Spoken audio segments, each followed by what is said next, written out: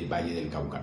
Muy bien, tengo hoy como invitado al profesor, abogado Alirio Gálvez Padilla. Él es docente investigador universitario, es magíster en seguridad pública, candidato a doctor de la UBS de México, tiene estudios de Derecho Constitucional con la Universidad Konstanz, no sé si lo pronuncio bien aquí, de la República Federal Alemana. Ya ha escrito pues cuentos cortos y poesía, y la semana anterior lanzó o presentó su libro nuevo, De vida y muerte entre rejas, su primer libro de relatos que realizó con la UCEBA. Es docente también de la UCEBA en el consultorio jurídico. Profesor Alirio, muy buenos días, gracias por acompañarnos. Muy buenos días, Diego, muchas gracias por la invitación a este programa Pulso. Muy gustoso de poder compartir aquí con los compañeros de la mesa, y bueno, aquí estamos atentos a todas las preguntas. Bueno, la semana anterior, cuando usted presentó su libro, dentro de varias obras literarias allí, textos académicos de la institución de investigación, pues me llamó mucho la atención su presentación, hablando de este tema, precisamente el tema carcelario en Colombia, que para muchos es normal que la gente tenga que ir a pagar una pena, y por supuesto, ¿no?, tenga que ir cuando se comete un delito. Usted como abogado pues sabe que cuando se contravienen las normas de un Estado, pues obviamente lo que se ve abocado en la persona es a que tiene que pagar por contravenirlas. Pero me llamó mucho la atención sobre todo el relato del hacinamiento, de las cárceles y de la vida en la cárcel que usted ha podido relatar en su libro. Profesor, comencemos como, digamos, para que la gente sepa sobre esta que hay una grave crisis carcelaria en el país, ¿cierto? Y que cada vez, y yo creo que aquí en Tuluá tenemos cómo evidenciarlo, lo que sucedió el año pasado, una muerte de 40 y pico internos, y yo creo que... ¿Cuántos exactamente? 43. 53. Hay una grave crisis, y cómo contenerla, cómo solucionar todo este tema. Bueno, sí, así es, Diego. Tenemos grandes dificultades en el sistema penitenciario y carcelario. Recordemos que la esencia del sistema penitenciario y carcelario es la resocialización. Y desafortunadamente, en nuestro sistema penitenciario y carcelario se ha limitado a, coloquemos entre comillas, almacenar personas en unos espacios reducidos y en pésimas condiciones, pero no a volver hombres nuevos, a transformar esos hombres que han cometido un error con la sociedad, a transformarlos para que regresen nuevamente a la sociedad a compensar el mal que le hicieron y aportarle. Entonces nuestro sistema solamente está con bodegas humanas, como ha llamado algún escritor. Y pues los números nos hablan claramente que además incluso la labor de tener esas personas allí está mal hecha. ¿Por qué? Porque tenemos muy cerca de casi 200.000 hombres y mujeres privados de la libertad. Ya vamos para los 200.000, tenemos en este momento 197.320, pero ya vamos cerca a los 200.000 hombres privados de la libertad. Y el sistema tiene un cupo para 81.000 personas. Tenemos solamente 138 centros penitenciarios y tenemos allí concentradas esas personas sin hacer nada, que eso es una cosa que a mí me parece que es muy difícil. La ociosidad es la madre de todos los males. Una persona que no tiene nada que hacer, solamente dando vueltas, eso hace que estas personas privadas de la libertad pues no se resocialicen, y por el contrario se empeore la condición. El que de pronto llegó por secuestro sale especializado en extorsión y fleteo, ¿sí? De pronto aquel sindicado que no ha sido condenado, que corresponde al 25% de los privados de la libertad, pues que de pronto llegó hasta ahora en investigación, que no ha cometido un delito, pues sí sale delincuente, porque ha estado rodeado por bastante tiempo por personas privadas de la libertad que sí han cometido delitos. ¿Cuántos? Bueno, dice usted que estamos en 197.000 internos en las cárceles Así es. de Colombia. Y el hacinamiento es una cosa terrible. O sea, pues el hacinamiento, cuando tenemos solamente 82.000 cupos. Ha ido mucho más allá, porque han tenido que de los centros carcelarios pasar a algunos puestos de inspección y todo lo demás donde detienen a la gente. La pregunta es también, doctor Alirio, es de esa cantidad de gente, ¿cuántos están sindicados y cuántos realmente están pagando pena? El 75% de los internos son condenados y más o menos el 25% son sindicados, personas que por sospecha están en una cárcel, pero que la Administración de Justicia, que es otra de las fallas, no ha sentenciado a estas personas.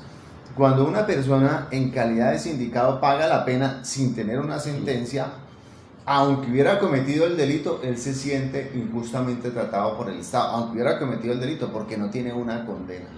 Y si por el contrario esta persona estuvo privado de la libertad, no cometió el delito, se sale resentido con la sociedad, porque lo castigaron sin haber cometido un delito. Entonces, el daño es terrible desde los dos puntos de vista. Entonces, ahí viene un llamado de atención, uno, para la Administración de Justicia, para nuestros jueces, que entiendan que estas personas privadas de la libertad no son un número de un expediente, son seres humanos con una familia, ¿sí?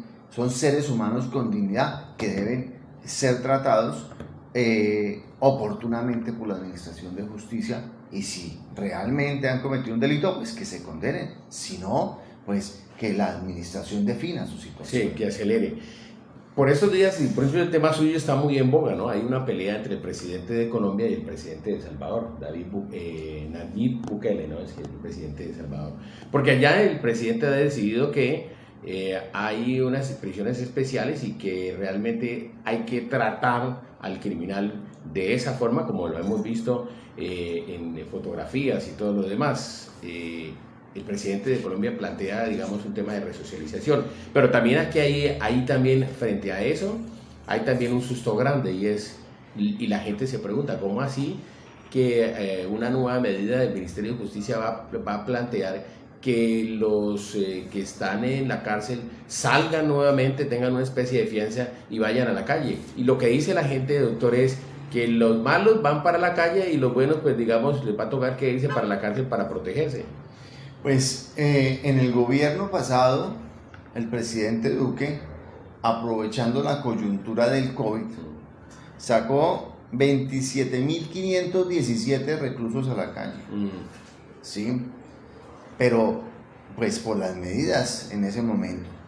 Pero la solución definitivamente ni es la violencia contra el interno, la violación de los derechos humanos. Esa no es la solución.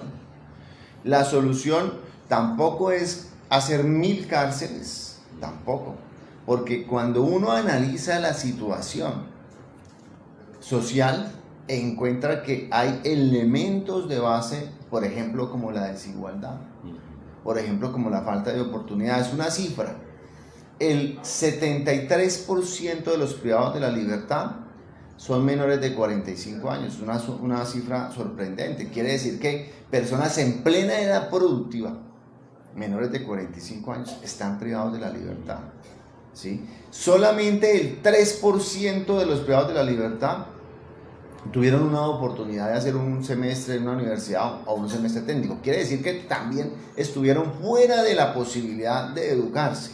Entonces, es el equilibrio entre tener establecimientos que garanticen la dignidad, pero también en tener acciones sociales que le permitan la oportunidad a las personas para que no finalicen privados de la libertad. Sí, hay que decir que también se puede meter en una bolsa a todos los que están en la cárcel. Y digamos que eso requiere, doctor Alirio, una revisión, porque hay gente, por ejemplo, que está en la cárcel por algunos delitos, digamos, de carácter civil, de negocios, de dinero y bueno, todo lo demás. Pero hay una gente que ha asesinado, hay, digamos, psicópatas, hay lo que se ha condenado en los últimos años, los abusos sexuales, los criminales que han estado una especie de garabito, que la gente se puso también los pelos de punta, porque se habló en algún momento que él, por el tiempo de pena, pues ya podía tener una salida. Esa circunstancia también, digamos, merece también tener, digamos, un cuidado especial. ¿Quién va a ir a la calle? Sí, pero es un tema de administración de justicia. O sea, si no tenemos una administración de justicia eficiente, que revise y sea oportuna, sin corrupción, que realmente condene a las personas que lo necesiten, pues va a haber un gran problema. Pero tampoco es la solución que propone el ministro Osuna de destipifiquemos, quitemos delitos. Esa tampoco puede ser la solución. O descongestionemos las cárceles sacando la gente a la calle, tampoco es la solución. Porque si no tienen resocialización, ¿qué va a hacer una persona que llegó a la cárcel porque su oportunidad de subsistir era el delito? Pues volver a delinquir.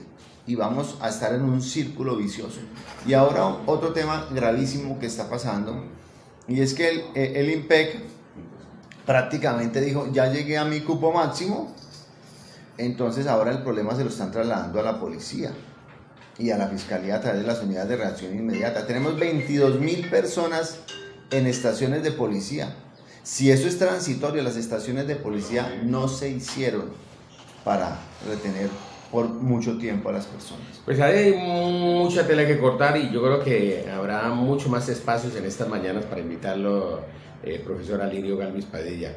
Y ese tema de la resocialización también merece, digamos, un contenido aparte, porque ¿cómo se va a hacer para la resocialización? Hay quienes dicen que por conductas típicas ya de algunas personas del delito, pues difícilmente se resocializan, pero bueno, eso también merece un tratamiento y eso requerirá, digamos, un análisis y un estudio bien detallado. Profesor Alirio Galvis Padilla, abogado, nos complace mucho que esté con nosotros en esta mañana, dándonos luces sobre este tema, y felicitaciones por su libro, Vida y Muerte entre Rejas, su primer libro de relatos. Diego, muchísimas gracias, saludos a todos los oyentes de A Pulso, y por aquí estoy cordialmente alegre a acompañarlos cuando lo necesiten. Me alegra mucho y así es, tener personas en las profesiones como usted, muy entregados también a dar estas posiciones, estos conceptos que son interesantes para la comunidad. Muy bien, Pipe, muchas gracias, llegamos al final. Gracias, William, que tengan un buen día a todos.